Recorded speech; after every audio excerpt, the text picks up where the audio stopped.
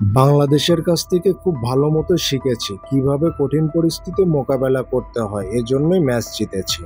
লর্ডারহিলে তৃতীয় এবং শেষ টি-টোয়েন্টিতে ১৩ রানের জয় তুলে নিয়ে ওয়েস্ট ইন্ডিজের বিপক্ষে ৩ ম্যাচের সিরিজ ২-১ ব্যবধানে জিতে নিয়েছে পাকিস্তান।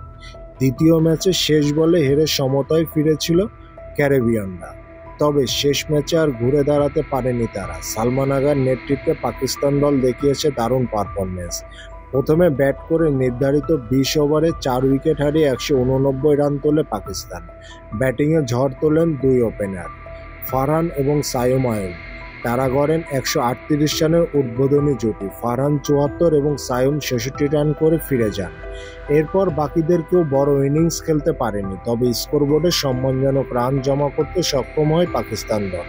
ওয়েস্ট ইন্ডিজের হয়ে একটি করে উইকেট নেন জেসন হোল্ডার, জোসেফ এবং রস্টন চেজ। জবাবে ব্যাট করতে নেমে শুরুটা দারুণ ছিল ক্যারিবিয়ানদের। উদ্বোধনী জুটিতে আসে ৪৪ রান, কিন্তু এই ধারাবাহিকতা খুব বেশিক্ষণ ধরে রাখতে পারে না ওয়েস্ট ইন্ডিজ। জুয়েল ২৪ রানে ফেরার পর ধীর হয়ে পড়ে ইনিংস। আথানাজে ৬০ এবং শেরফান রাদারফোর্ড ৫১ রান করেন।